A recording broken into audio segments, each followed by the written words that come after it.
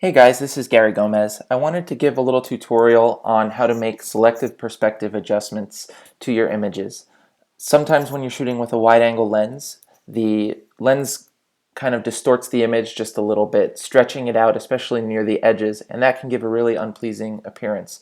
We all know that, and we always try to shoot at the longest focal length possible, but that's not always an option. Sometimes you need to shoot wider to get the framing and the composition that you want. And that was the case here in this master bedroom. I photographed this for an architect, and as you probably guessed, the double height volume of the ceiling is really important, and so are these custom beams. So to get all of that in one shot, I backed up as far as I could, and right now the camera is positioned in the doorway to the master bathroom. I couldn't back up another inch. This is really the furthest I could get. So I had to shoot this at 17 millimeters with my tilt shift lens, and that accomplished the composition that I wanted, but it's not without its problems. You can see here there's a good bit of distortion in the original image. This is the final image I delivered, by the way. Going back here to the original, you can see it gets really stretched out near the top.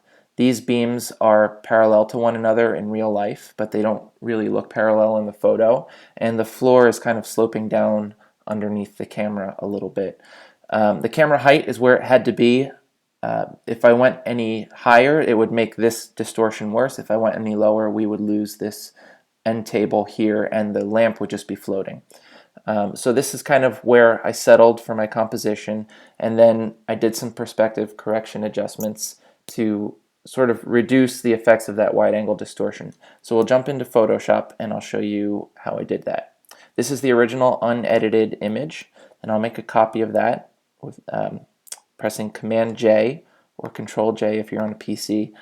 And then this is actually a really easy process. I do this on a lot of my photos. You just get the rectangular marquee tool and make a selection of the area that you want to adjust, and we just transform it. Command T to transform, or Control T if you're on Windows. And then holding down the Shift key, I just drag it down to the desired amount. And you can go as far as you want to with this, but obviously if you go too far, things will start looking really strange. So find kind of the pleasing area that has the least amount of compromise to it and go with that.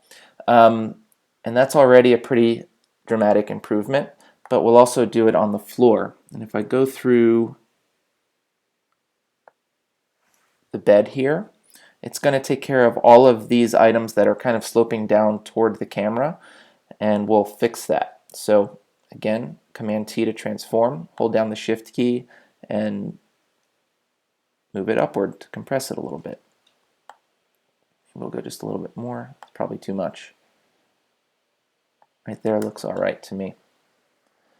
Hit Enter to commit the changes, and that pretty much does it for this image. If I hold down the Alt or Option key and click on the background layer, you'll see the before and after.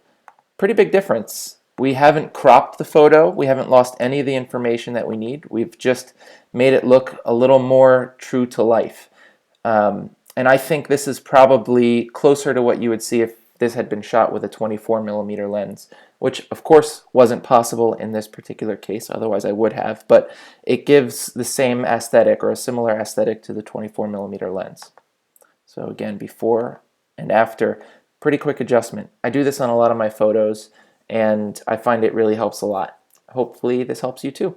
Let me know if you have questions. Thanks.